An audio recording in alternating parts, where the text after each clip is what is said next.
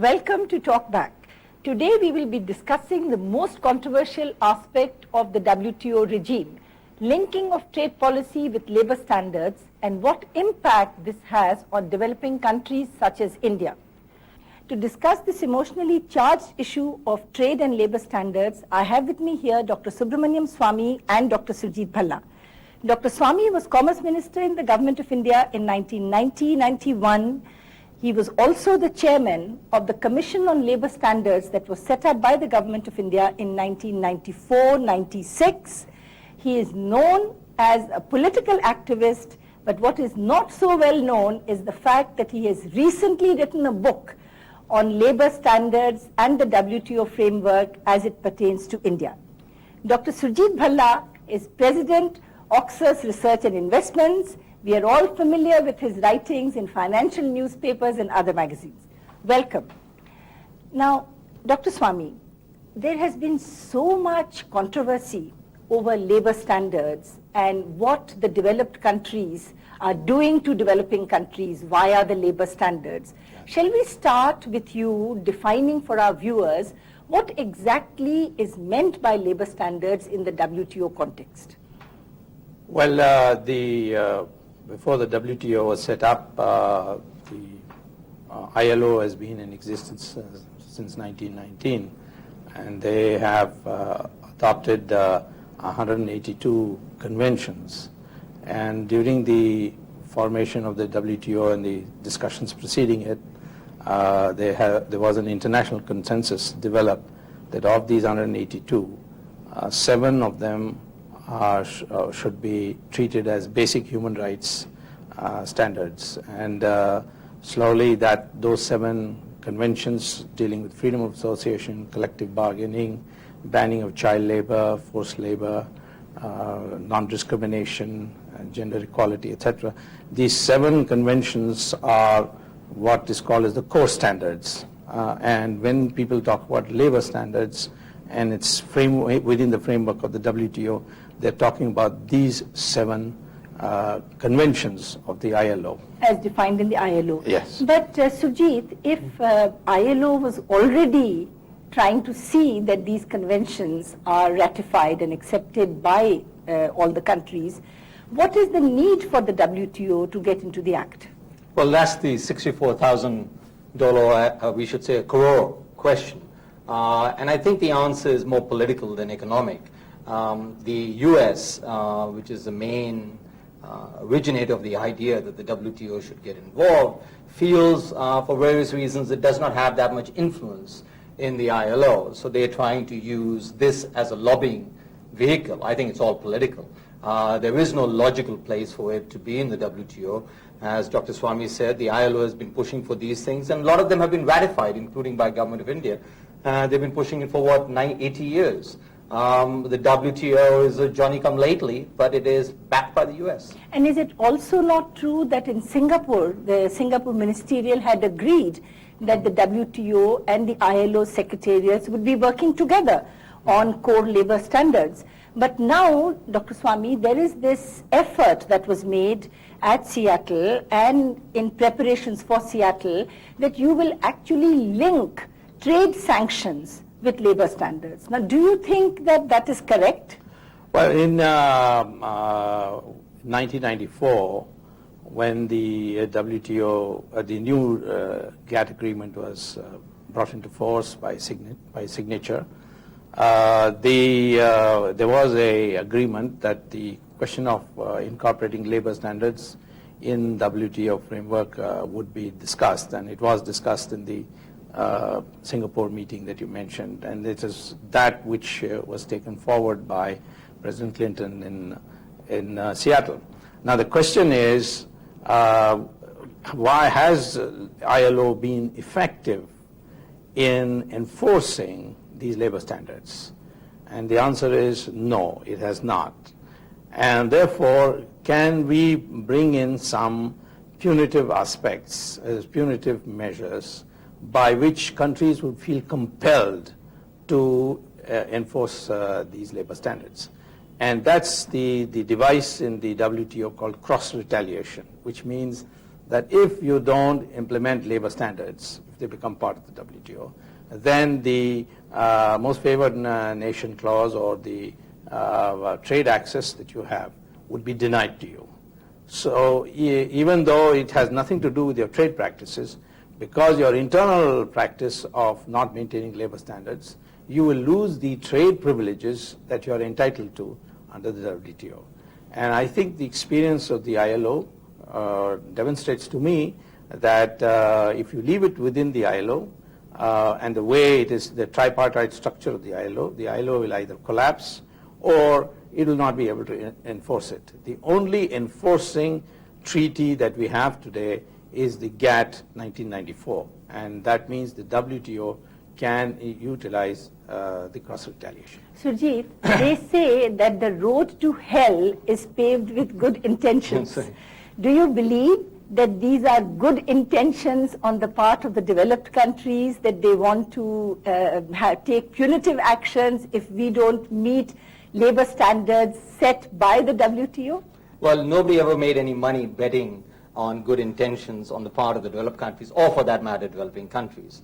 And as you said, it's the surest way to hell, and if not to your own profitability, and not to any kind of a social good whatsoever. But you know what Dr. Swamy said, I mean, he's contradicting himself in several ways. And the first thing he said, you know, ILO is not effective. Therefore, I presume that we should now have banned the UN, you know, but let's link peace agreements and border forces, everything with trade, because we all recognize trade is important. So let's ban everything else and bring it in WTO. I mean, I don't think he would subscribe to that, but if he does, I'd like to hear it. The other thing in his very well-written book, and I would recommend it to the viewers, he points out in elaborate detail how within India, the labor standards cannot, and he emphasizes, italicized it, all measures are used to show that these things cannot be enforced. You have to create an enabling environment such that child labor, for example, is not there, which is something that I completely agree with. But now he's saying, no, let's use trade. I mean, I don't understand. Either he believes that an enabling environment is what is critical, and he says that in his book, or this part. So that's why I think that he's really contradicting himself, and I don't get a message as to what he really wants. Surjit, if I understand you correctly, what you mean by enabling environment is that if you really have a family which is very poor, and they can't really feed their children. Give them income. Then they have to resort to child labor. So the thing to do is to get rid of poverty, create conditions in which people can send their children to school rather than go into the arms of the WTO. And that's what Dr. Swamy himself says. So I want to know what would be your answer to that? Well, first of all, there's no contradiction. I think he is not perhaps either read my book in the depth I would have liked to see him have read it. First of all, the labor standards is not yet a part of the new GATT agreement, and therefore the WTO is not in the picture. If you bring labor standards into the new GATT, then you must also build in certain enabling clauses. I am not saying that these standards must be implemented right away. Some of them India has already incorporated in its constitution. Freedom of association. It's not there in China. It's not there in Indonesia. It's not there in a whole host of developing countries we like to compare ourselves with. Yes, developing countries. Now, there is no reason for India to be their advocate. We are in a privileged position that our democratic constitution has in fact already incorporated into law a number of the basic labor standards. The question would then become that once it becomes part of the WTO purview, then you may say in 10 years from now you have to implement, like we did in 1994.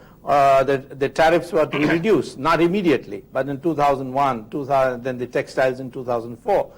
Consequently, I would not like anything to be implemented right away because there will be chaos. But I do think that they should put a timetable. I also think that the developed countries, which show so much moral outrage in child labor and other things, they should share the cost. And as a commission chairman, when I went around the country investigating, I found that the only reason why people were not sending their children to school was because the school was not immediately accessible. If you were to build, with the help of the new online education system, the access to education and a certain amount of confidence that once they got better education, they would get a job. Today there is also the cynicism, what's the use of this education when you're not going to get a job? Then I think child labor will go. But morally speaking, it is wrong for children to be in the fields and in the factories than in the schools. They should belong to the school, and long-run economic growth is protected if you send your children to schools. Yeah, we should be clear as to what, I mean, I absolutely agree and endorse 100% what Dr. Swamy has just said. And we should be clear where the disagreement is. And the disagreement is what we started off with as to whether the WTO should basically link trade sanctions with so-called Western labor standards. And I should also point out, and in that disagreement, is Dr. Swamy himself, I did read it somewhat carefully, it was page 184, he says that the social clause, which is what we are talking about, he says that there are various non-trade considerations. So he emphasizes that the social clause is non-trade. Then why are we linking it with trade? I come back to my normal first question. Why not ban the UN? Why not ban all things and just keep everything in WTO? Well, Dr. Swamy, if I may put the same question a little differently, right. Many people feel that what we saw on the streets of Seattle were basically steel workers and the trade unions in the United States, AFL-CIO. Now, should they be setting labor standards for us? They are not setting labor standards. In fact, their fear is that the real fear is the new GATT agreement, where they think they would lose their jobs. So they're using this as an excuse. Exactly. And why should we allow them to? Yes, precisely. But at the same time, I would say that we do need to meet these basic labor standards. Of course. Yes. Our NGOs are working on that. Yes, and the way to do it is to fix a time period and then have a punitive clause, which the ILO doesn't have and its charter cannot provide for. The only charter that can provide for today is not the UN, it's the WTO. Now, I don't want... why do you want an external punitive clause? In a democracy, can't our NGOs make the government... Where human rights are concerned, I think we have all agreed that they are cross-border. And but let me just respond to his other point that let's close down the UN, let's put everything in the WTO. Where we are, as far as the economic matters are concerned, the way things are going, we have brought in environment already, we have brought in patent laws already, now we are bringing labor standards. I think over a period of time, WTO will emerge as the omnibus economic body for the world, and the UN should be a political body. Well, thank you. Stay with us. We will be back after this break. Thank you. Good evening and welcome to this edition of Talkback. This evening we have as our guest...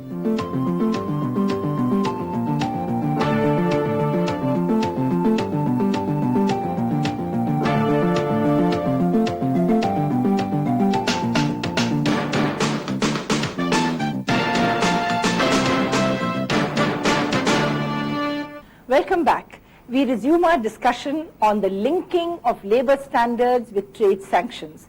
Dr. Swamy, there are a lot of people in developing countries who feel that on the one hand, the developed countries are asking us to lower our tariff barriers, but on the other, when we are getting ready to compete and we flood their markets with cheap labor products, they are putting up non-tariff barriers in the form of labor standards. Don't you think there is a contradiction there? Well, I think we have to come to a basic understanding whether we have to follow the same paths which these developed countries followed in order to become developed. In that case, then we should go through aristocracy before adopting democracy. If we do accept today an international consensus that certain basic human rights have to be translated in economic terms, then I think there should be in principle an agreement on these core standards. And then, having had this principal agreement, we can have a sequencing, we can have a time phasing for it, in which the developed countries should participate in sharing the burden of the transition. There is a transition cost, and that transition cost should be shared by them. For example, for child labor, to enable a school system where parents feel that it's worthwhile to send their children to school. It will cost 65,000 crores for India over a period of 10, 15 years. And if the developed countries are not ready to wait 15, 20 years, which we can afford for over that period, then they should fund a substantial portion of that. Now, there is no reason for India to position itself with the rest of the developing countries, because we are totally different. We don't have prison labor like China has. We don't have widespread use of child labor as Indonesia and Thailand has. In fact, we should be proud of our democratic constitution, and we should be in fact try to be the mediator between North and South countries on this issue, and try to harmonize the implementation. And he's absolutely right that as far as child labor goes, as far as prison labor goes, as far as basic human rights go, that's ultimately the issue. We have been the leaders, we have been the pioneers, and we should use that as a basis for not necessarily agreeing with the West, on which we share the human rights values, but for being objective. Being objective on this issue means that there is no logical basis for linking the Western concept of standards to trade. Now, you said that we should use this punitive action to goad us into doing better. That's right. But tell me, if you are an exporter from India and you are exporting a product to a developed country and you don't quite meet their labor standards, and tomorrow they turn around and say, no, we ban your export, they affect your development activity. How does that help you to enhance your labor standards in your country? No, they cannot talk about those issues until a certain period is elapsed. We certainly must not export products which use child labor. But who's determining? When? Yeah, that's by negotiation. When? But I mean, well, when some babus will get together and decide. Well, I'm sorry, in a parliamentary democracy, babus are not supposed to get together and decide. If you Who is supposed? Some politicians get together and decide. Yes. Even worse. I'm sorry, that is the system we have. The question is, if you're going to link it, how is it going to be linked? When is it going to be linked? But without that punitive sanction, never we will give up child labor. I want to ask you, why it should be linked. That's the basic objection. Surjit, I want to ask you a question. If we go towards labor standards on which everybody is agreed, then why not go for labor mobility? Our government has not argued on this at all. Immigration should be a part of labor standards. Free movement across the globe should be part of it. And that should be part of your negotiations. So let me, look, the reason perhaps the Indian government did not waste time on asking for this, a noble issue, again, on which theoretically everybody is in agreement, it's like motherhood, the chances of that are higher, just marginally higher than hell freezing over tomorrow. There is no chance of that happening. So what's the point of going round and round? We should have this, we should have this, everybody should do it, Swamy, and everybody. We're talking about something that is being imposed. We saw what action they could take in the Seattle. We saw what chaos it would be caused. These are the very same, the AFL-CIO people who are at the vanguard of preventing any kind of immigration, and we should support them on something like this? Absolutely. We should support them if they support us. On this, both of those issues you agree are important. Why should we support them on one and not get the support of the other? Let me pose another question. Now, within Europe, there is this tendency to synchronize their economic policies because they are coming together as an economic market. Now, they have this concept called deep integration. There I can understand that you talk about labor standards because you are going from trade policies to financial policies to same air that you breathe and the same labor standards that you aspire to. But if you are going to really put up huge walls to keep these countries out from your basic field in which you operate, then why should we look at labor standards? See, this duality that exists in India leads to a double think. In the organized sector in India, we already have labor standards. There's no child labor. Child labor is in the unorganized sector. So in India, we have two worlds. One where labor enjoys all the American labor standards. And the unorganized sector, which there is the cruelest form of child labor, where I've seen girls go and do 18 hours of work, traveling hours and hours on to a factory far away. Now, in order to put a stop to that, there must be a mechanism. You have to have a timetable, and you say that we will abolish it by such a date. I think all three of us are agreed that we should have a timetable, we should move towards that. The only question is, should it not be done within a civil society framework, within our own democratic framework? Why should it may ultimately work to your advantage in the trading community later on? Because we are in a barriers. Well, they are barriers for our competitors. I don't understand why you should think that we are a homogeneous developing society. The developing countries constitute a homogeneous developing society. In fact, India would have great advantages if tomorrow social clause were made a part and we got some amount of time to implement it.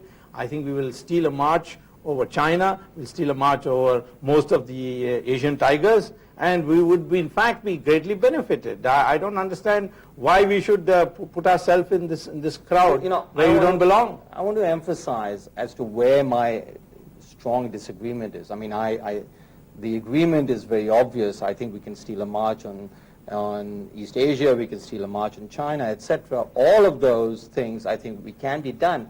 None of them have whatsoever to do with the child labor issue and the linking of labor standards with the WTO. I mean, these are nonsense. These are not related to this fundamental point. By arguing that we should steal a march and by arguing for good things and for motherhood, where you'll get everybody to agree, including myself, and on which I substantially agree on, doesn't detract or detracts from the basic issue over here, is should we link it to trade sanctions or the possibility of trade sanctions? Yes. And there the answer has to be an overwhelming no. You have not given one logical argument of why it should be done. You can't refer to we should go at 9% unless you argue that by abolishing and by going along with the US and the WTO, we will be able to grow at 9%. Higher labor standards will produce a faster economic growth after a certain period.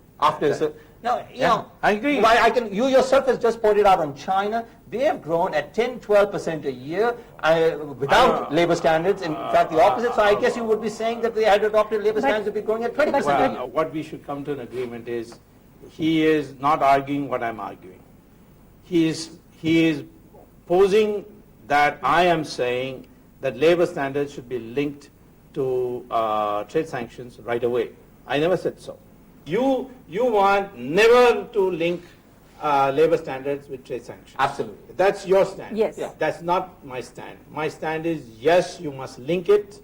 India stands to gain by it, and this is morally correct thing to do. Without these trade sanctions, we will not be able to abolish child labor. No one will take it seriously. What has happened is the ILO has passed 182 conventions.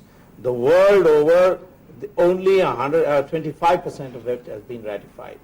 In fact, you should go back to the United States and say you have only ratified 11 labor standards of the ILO, of the 182. We have ratified 38. And it is, in fact, we should put pressure. And I also agree with you that we should bring in issues which are part of this core labor standards, that is free movement of labor. And if you can have free movement of capital, you can certainly have free movement of labor. Whether or not we bring labor standards with trade linkage under the WTO, the truth is that more and more private companies are shunning products which use child labor, which use labor standards which are below par. So we get that pressure, we get the market pressure anyway to, so which again supports the point that Surjit is making. Why do we then need to go over and above that to the WTO? Because it needs to be regulated. It needs to be regulated. In fact, you have made a very important point, that now that since the social clause has not come, companies are not buying. For instance, Tirupur near Coimbatore, they have stopped buying woolen hosiery from there because they say it's made by child labor. They are already implementing that, and they will continue to do so. The United States will use its influence with its companies and they will do that. Therefore, I am saying that in order not to let them do it unilaterally, you commit them to be part of an agreement, and you commit them to commit funds for the transformation. You know, these very same Americans, China enjoys about a $60 billion trade surplus with the U.S. for each year, for each of the last 7-8 years. And, you know, these Americans, these very, very nice, well-meaning Americans, somehow haven't quite put a restriction on the toys being made from China, which they are getting at cheap prices, Sure. which their kids are using. Sure. So let's not get the hypocrisy of the West in here. Really, let's not. You know, some I would firms say, saying no, it's I a think, form. No, I want to emphasize this very same thing about They'll choose their own time. They're not going to the choose firms according to will your not time. be allowed to do so if the WTO does not. In other words, the WTO will have to act against these very same firms. So, come on, we can't really go in and fall into that trap. I said to our viewers this was an emotionally charged issue, and indeed it has been. I think the message that comes out very clearly is that we need core labor standards and more for our own sake. The only question is whether to link it with trade issues under the WTO or not. Thank you. Stay with us. Next week, same time, same day, we'll be back discussing more aspects of the WTO as it impacts on the Indian economy. Thank you.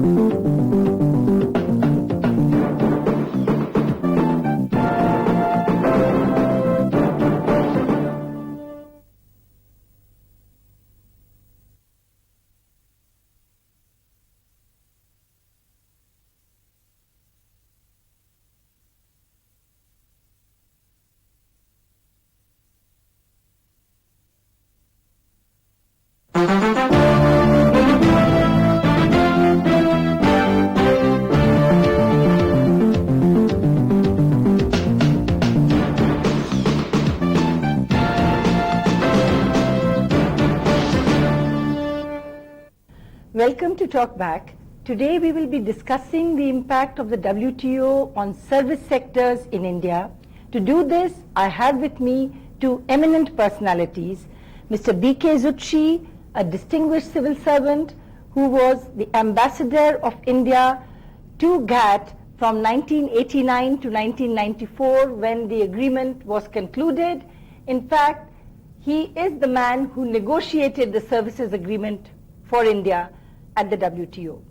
I also have with me here Mr. Dewang Mehta, President of NASSCOM, the premier association of software industry in the country, and the man who makes it happen in the new economy. Welcome.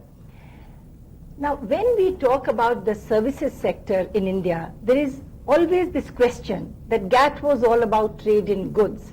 Why did we have to agree to this extension of GATT to include services under the WTO? BK, you are the right person to ask this question.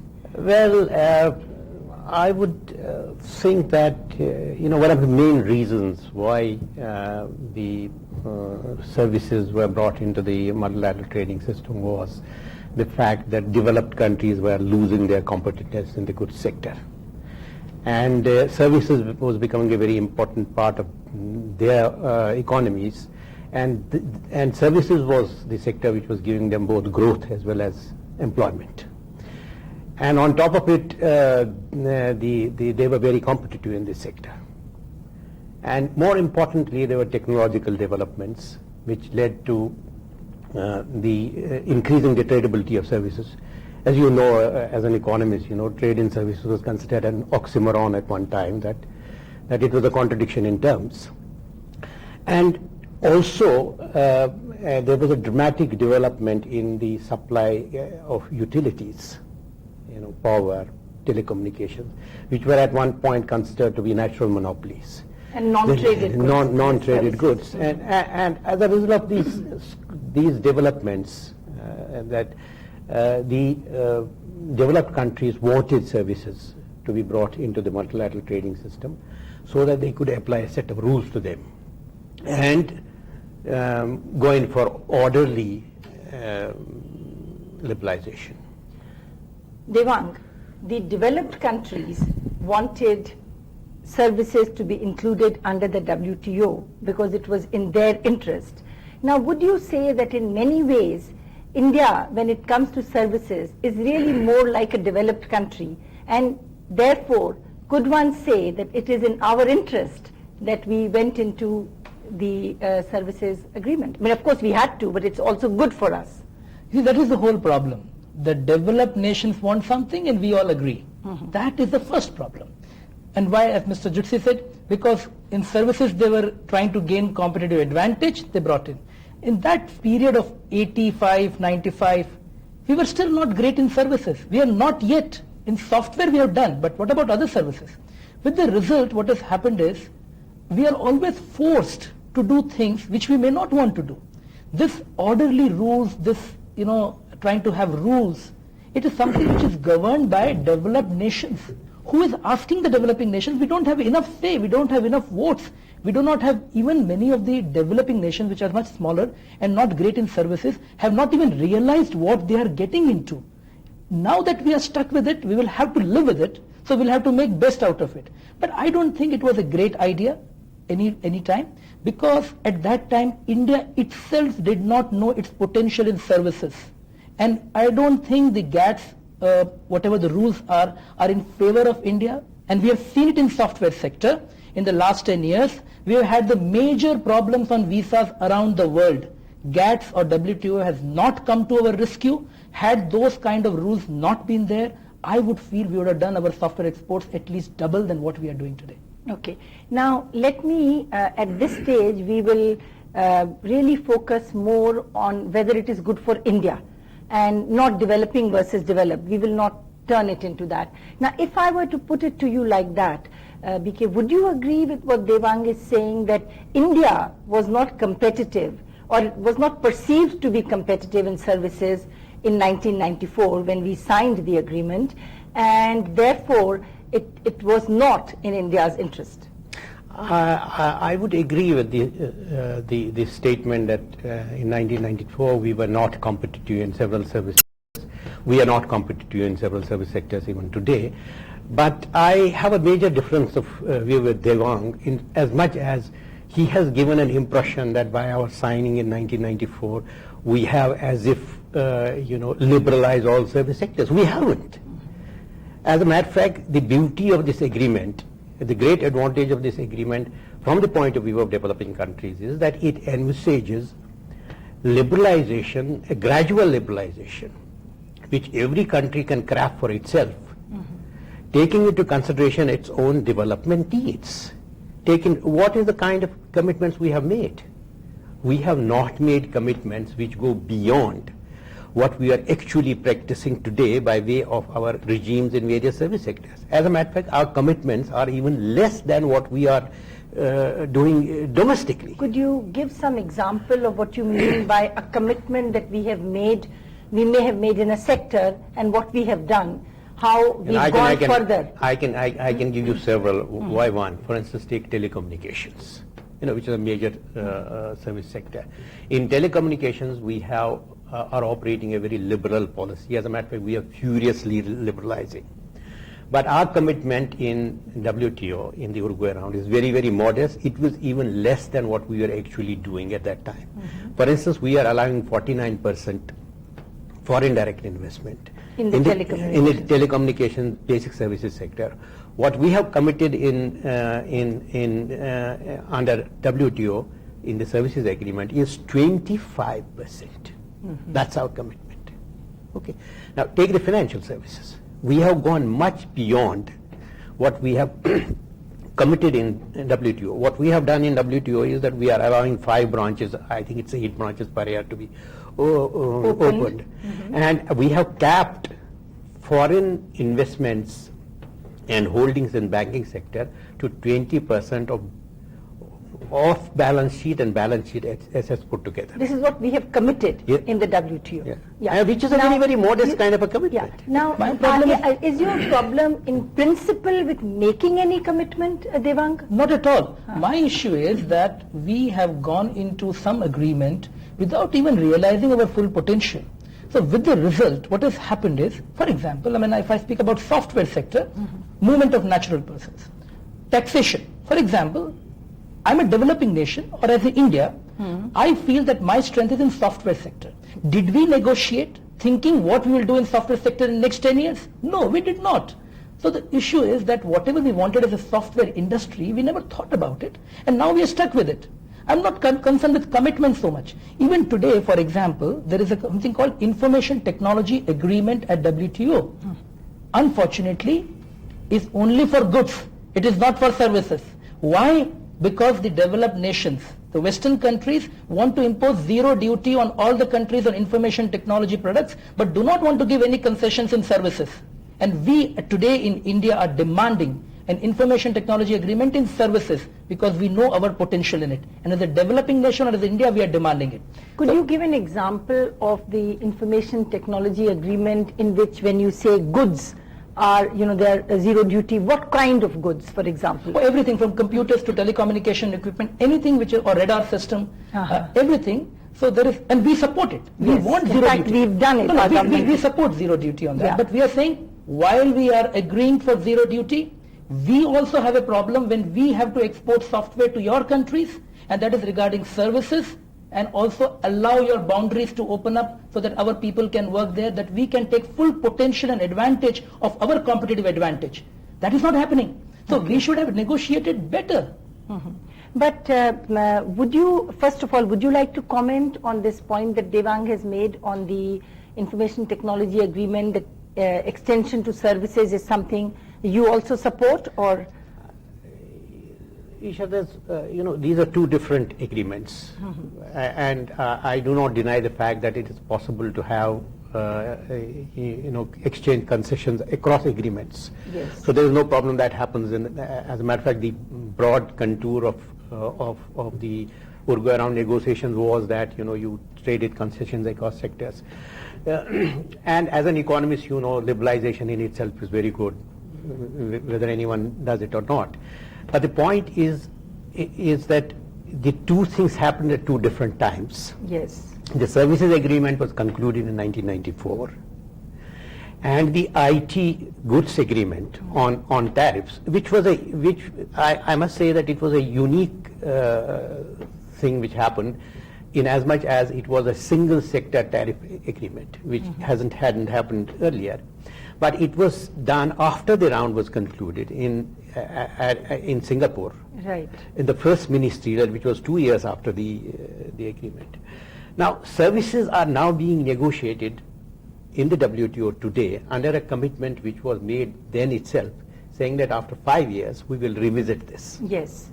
So to the extent that Dewang is suggesting that we did not negotiate and get concessions, I will make only 2 points. It is true that we did not get very much liberalization in terms of movement of natural persons. That movement of natural persons, we were going to, as you say, we are going to discuss it later, separately. But we ourselves did not make any concessions. The point is that we ourselves didn't make any concessions. Therefore, now it is a mercantilist kind of an approach, that if you make a concession, the other party evaluates what is its value for them, then they offer you something or you request, and then you evaluate what's your its value for you, and then you come to this kind of an And you would also say that this IT agreement for goods is something which I take both of you support, that it's good for us. I mean, we would not have had of takeoff in the software sector if we didn't have access to these. No, that's not the issue. The issue is good for our country, undoubtedly. Yeah. But the point is that the beauty of any international agreements is that even if you do not get any, do not make any concession, you make the other parties feel that you are actually giving in and you get something out of it. That's the smartness which you have to develop. That's how Americans have always done it. And the problem I face is, today because of the GATTs, When I talk bilaterally with various countries on visa concession, they said, but we are doing better than what we have committed at GATT. They have committed the lowest thing at the GATT. So what is the great deal? Yeah, we'll come to the visa problem and the movement of natural persons. And with this advice from a practitioner to a former negotiator, let us go for a break. We'll be back soon to resume our discussion. Good evening and welcome to this edition of Talkback. This evening we have as our guest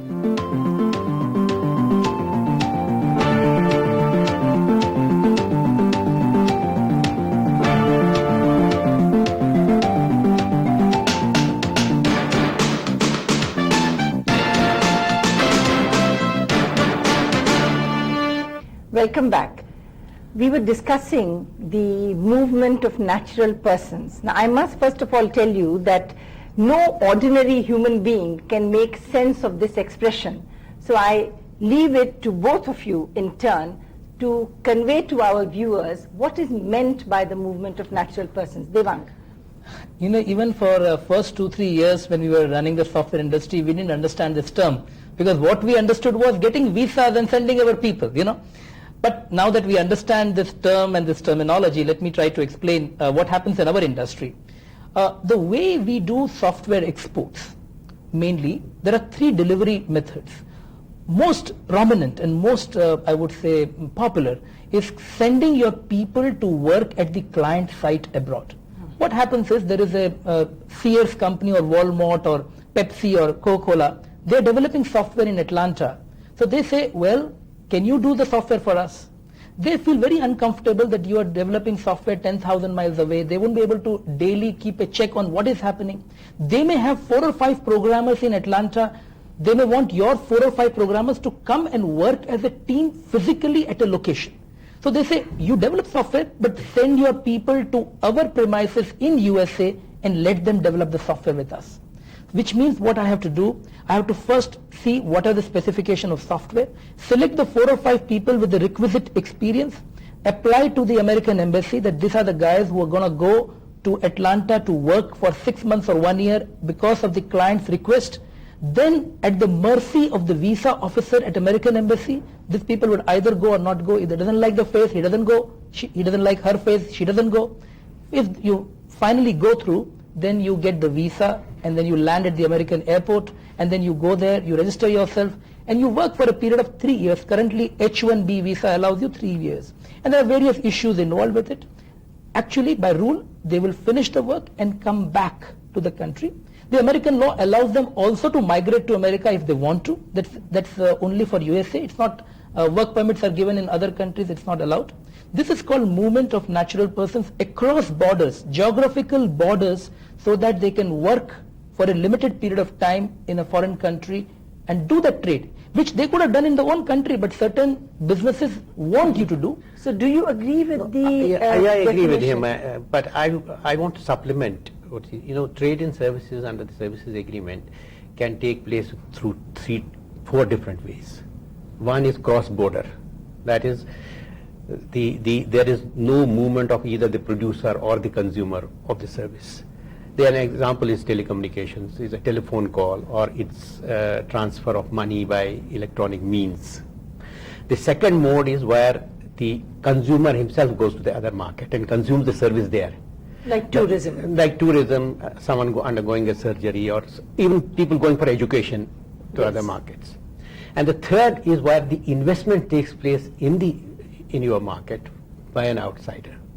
They invest in setting up a service company or a joint venture, which is not traditionally supposed to be a trade, but under this definition. And the fourth one is where an individual person goes and provides the service, like professional services, Which is what Dewang has just this is what described. Dewang was talking about.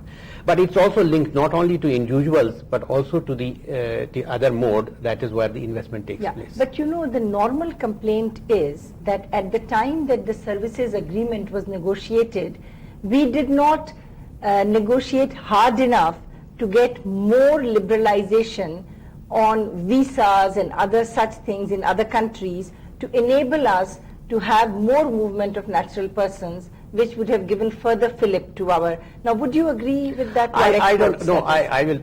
I might be seen as partisan because, as you said, that I was responsible. But I don't think that it's a fair assessment to say that we didn't try hard enough. More would not have been possible. No, I will tell you why more wouldn't have been possible. First of all, movement of people across borders is a very, very sensitive issue, not only among developed countries, but also among developing countries themselves. Correct.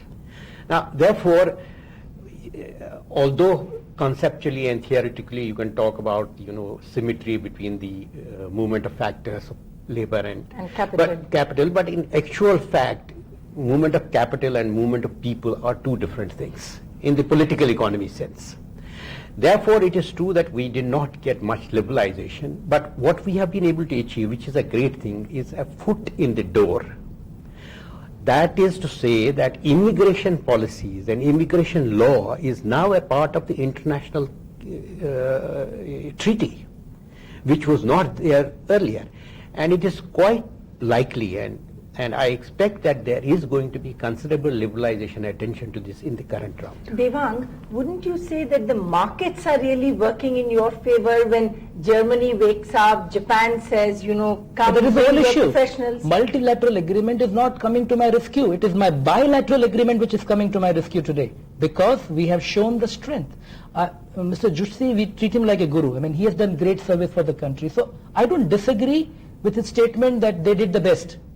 But the point is, well, there is a problem in Government of India we believe in, that one department and the second department never, understood each other. So obviously we don't blame the negotiator. I mean, the government itself didn't have a, their plan of action in place.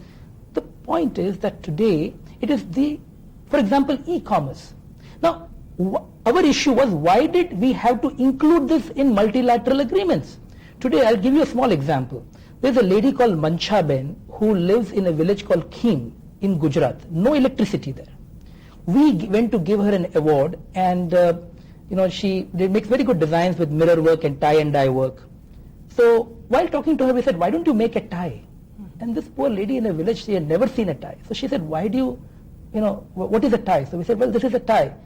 She says, very intelligent question, why do you wear a tie? I mean, I tell you, I had no answer. So gave him some reason.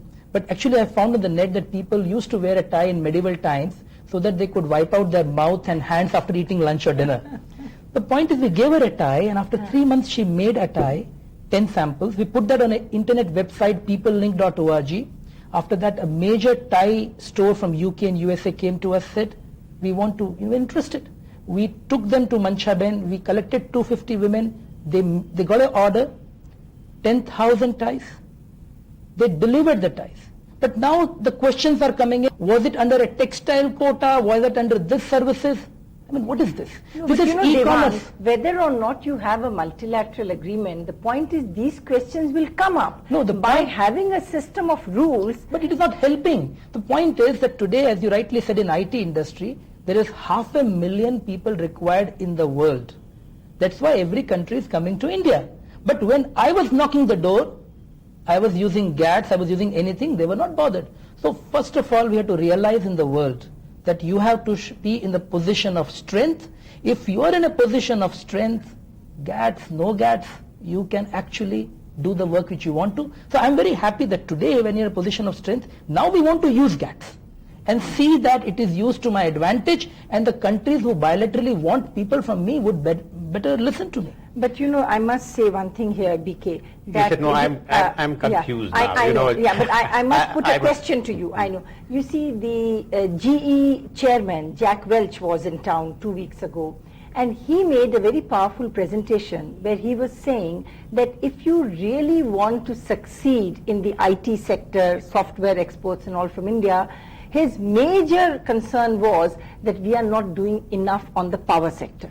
So, today it's not GATTs or no GATTs, but unless we really do domestic infrastructure reform on power and telecom, will we really be able to sustain this kind of performance? We won't. No, getting back to Dewang's point, Dewang is making the point we would be better off bilaterally than multilaterally. I have a very, very serious disagreement with that. Not only I have a disagreement, I think this assessment is not correct, in as much as it is a weaker trading partner which needs the multilateral cover. If we were the United States, we wouldn't need it. But you see, he is talking from a position of strength in software. That's where that No, but assessment now is I'm coming saying, now from. we want to use GATT. See, I have two different views about it. Now that I have made my strength in the software sector, I would like to use it to my advantage. But I have not been able to use it to my advantage all these years. That is the issue. Now, bilaterally also, we You would could not not have have done. No, Exactly. the We have point, done that. No, the point is, We are today, for example, US has increased its H-1B visa to 200,000 people. That is not because of GATT. That's because US has a shortage of people and we can supply that people. I think you have to answer that question. You have a different perception. It's good to put it on the no, table. it is true. After all, when we are doing liberalization, we are doing it in our own interest. We are not doing it in the interest of the United States. So every partner, every trading partner who negotiates on the basis of what is in it for him. So you exchange a concession, and so long as there is some kind of a balance of benefits, you think you got something. That's the point I made earlier, is that we did not make any concessions in services. No, We but, did not- we but did- I we don't think do there is a anything. very fundamental point that is being raised here, which is that if you are in a position of strength, you can get a better deal bilaterally than going through the multilateral route. Now, do you agree with This is that? precisely what we fought the United States over 301. Yes. This is precisely what we thought. What we wanted, he's looking only Dewang, I have a great myopic regard. view of software. He I have a myopic view, he has has bigger view. He Of has services as a whole, He yeah. has.